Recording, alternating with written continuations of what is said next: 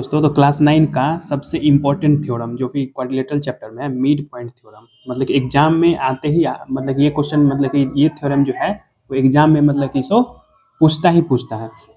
इसीलिए इसको आज हम लोग क्या करेंगे, मतलब कि देखेंगे कि मिड पॉइंट थ्योरम को हम लोग कैसे प्रूव करते हैं। क्वेश्चन में क्या करें कि if the mid point of two sides midpoint of two sides of a triangle are joined, then the resulting line segment will be parallel to the third side and have half of its length। मतलब क्या करें कि एक triangle है, ठीक है, A B का mid point D है और ए सी का मिड पॉइंट क्या ई है। दो साइड का मिड पॉइंट को अगर हम ज्वाइन करते हैं वो क्या होगा, मतलब कि थर्ड साइड के पैरेलल भी होगा, और ये जो डी ई है वो मतलब क्या होगा, बी सी का डी ई बराबर क्या होगा, हाफ ऑफ बी सी भी होगा थर्ड साइड के। कैसे होगा, चलिए हम लोग प्रूफ करते हैं एकदम अच्छे से।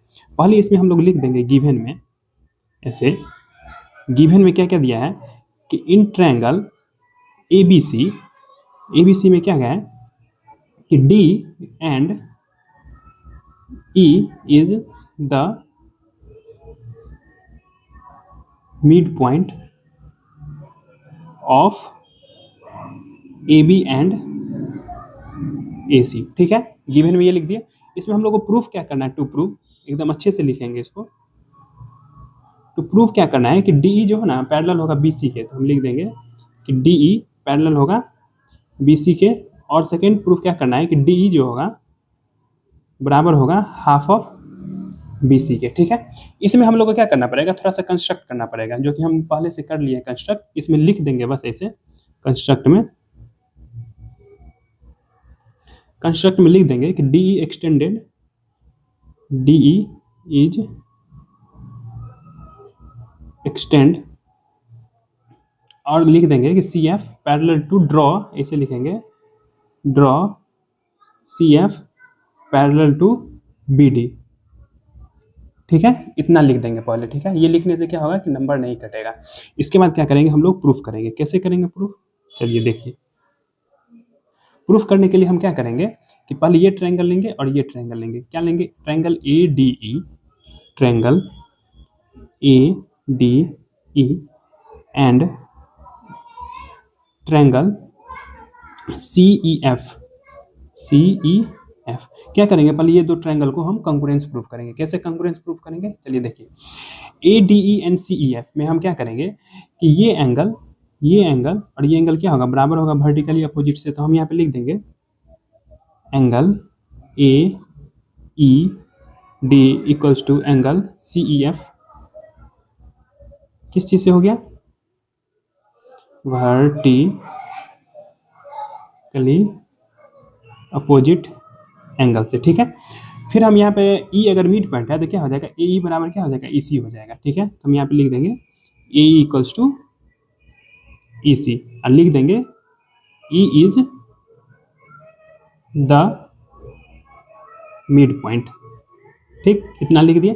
फिर अब थर्ड मतलब कि हम क्या लेंगे कि अगर सी एफ जो है सो पैरेलल है क्या है, बी डी, इसी का एक्सटेंडेड क्या है, ए तक है। इसका मतलब क्या है कि ए सी क्या है, मतलब कि जो ट्रांसवर्सल है, किसका ट्रांसवर्सल है, सी एफ और ए बी का। तो हम यहाँ पे ये एंगल बराबर क्या हो जाएगा, ये एंगल हो जाएगा, किस चीज़ से हो जाएगा, ये एंगल बराबर ये एंगल अल्टरनेट से। तो हम यहाँ पे लिख देंगे angle D A E equals to angle F C E, यहाँ पे लिख देंगे alternate interior angles. Alternate interior angles are क्या होता है, इक्वल होता है। तो क्या हो गया यहाँ पे कि एंगल साइड और एंगल से मतलब क्या होगा, दोनों ट्रायंगल कंग्रुएंस हो गया। तो हम यहाँ पे लिख देंगे ट्रायंगल ए डी ई कंग्रुएंस हो गया ट्रायंगल सी ई एफ, किसी से, एंगल साइड एंगल से। अगर एंगल साइड एंगल से ये दोनों ट्रायंगल कंग्रुएंस हो गया, इसका मतलब क्या हो गया कि ए डी बराबर क्या हो जाएगा, सी एफ हो जाएगा by C P C T, और क्या हो जाएगा डी ई बराबर क्या हो जाएगा, ई एफ हो जाएगा by C P C T. तो हम यहाँ पे लिख देंगे A D equals to C F and D E equals to E F, यहाँ पे लिख देंगे by C P C T. इसको हम क्या करेंगे, इक्वेशन फर्स्ट मान लेंगे। ठीक है, फिर हम क्या करेंगे यहाँ पे कि डी अगर मिड पॉइंट है तो क्या हो जाएगा, ए डी बराबर बी डी हो जाएगा, ये भी लिख देंगे यहाँ पे लिखेंगे A D equals to B D, इसको हम क्या करेंगे इक्वेशन सेकेंड ले लेंगे, ठीक है। अब क्या करेंगे, फ्रॉम फर्स्ट और सेकेंड इक्वेशन लेके, फ्रॉम फर्स्ट एंड सेकेंड क्या करेंगे, देखेंगे कि फर्स्ट और सेकेंड में क्या देखेंगे, ए डी बराबर सी एफ है, यहाँ पे ए डी बराबर क्या है, बी डी है। इसका मतलब कि एल एच एस बराबर है तो क्या होगा, इसका मतलब कि सो आर एच एस भी बराबर हो जाएगा। तो यहाँ पे हम क्या करेंगे, सी एफ बराबर बी डी लिख सकते हैं इक्वेशन फर्स्ट और सेकेंड से।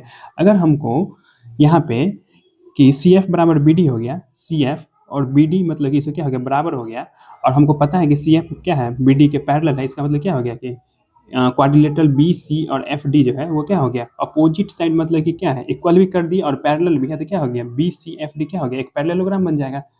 यहाँ पे हम और लिख सकते हैं कि सी एफ बराबर बी डी तो है ही, लेकिन सी एफ पैरेलल भी है किसके, बी डी के। तो हम यहाँ पे लिख सकते हैं कि सी एफ, नहीं तो ऐसे लिखेंगे B C F D is a parallelogram. मतलब कि ये हम पैरेललोग्राम प्रूफ कर दिए। अगर हम पैरेललोग्राम ये प्रूफ कर दिए तो पैरेललोग्राम का मतलब कि रूल क्या है कि मतलब कि अपोजिट साइड इक्वल भी होगा और पैरेलल भी होगा। इसका मतलब क्या होगा, डी मतलब कि किसके पैरेलल हो जाएगा, बी सी के। तो हम यहाँ पे लिख देंगे फर्स्ट, इसी से प्रूफ हो गया, डी ई पैरेलल हो गया बी सी के, फर्स्ट यही प्रूफ करना था, ठीक है। अब हम सेकेंड प्रूफ क्या करेंगे कि डी ई जो है वो मतलब कि सो हाफ ऑफ मतलब कि बी सी होगा। कैसे होगा, चलिए यहाँ पे करते हैं सेकेंड। अब हम यहाँ पे प्रूफ करते हैं। यहाँ पे हम लोग अभी मतलब कि क्या प्रूफ किए थे कि डी ई बराबर क्या हो जाएगा, C F by C P C T से, ठीक है। तो हम क्या करेंगे कि और ये मतलब कि बी सी एफ डी क्या है, एक पैरेललोग्राम है। इसका मतलब क्या है कि अपोजिट साइड इक्वल भी है और पैरेलल भी है। इसका मतलब क्या है कि बी सी बराबर क्या है, डी एफ है। तो हम यहाँ पे लिख सकते हैं D F equals to B C, और हम डी एफ को हम क्या लिख सकते हैं, D E plus E F. तो हम यहाँ पे क्या लिख देंगे, D E plus E F बराबर बी सी। और डी ई प्लस ई एफ क्या है, एक दूसरे के इक्वल है, एक दूसरे के इक्वल है। तो मतलब कि डी ई बराबर क्या हो जाएगा, ई एफ है। तो हम ई एफ को डी ई भी लिख सकते हैं, एक दूसरे के इक्वल है। तो हम यहाँ पे लिख देंगे D E plus D E बराबर बी सी। क्या हो जाएगा यहाँ पे, two D E equals to B C. तो यहाँ पे डी ई बराबर क्या हो जाएगा, टू इधर आ जाएगा तो क्या हो जाएगा, हाफ ऑफ बी सी। यही मतलब कि क्या करना था, प्रूफ करना था दो, मतलब कि D E parallel B C और डी ई बराबर हाफ ऑफ बी सी। ये मतलब कि 9 चैप्टर का मतलब कि मिड पॉइंट थ्योरम बहुत ही इंपॉर्टेंट क्वेश्चन है। इसको मतलब कि अगर समझ में नहीं आया तो दोबारा फिर से देखिएगा, अच्छे से समझ में आ जाएगा। क्लास 9 के एग्जाम में मतलब कि एग्जाम में आता ही आता है।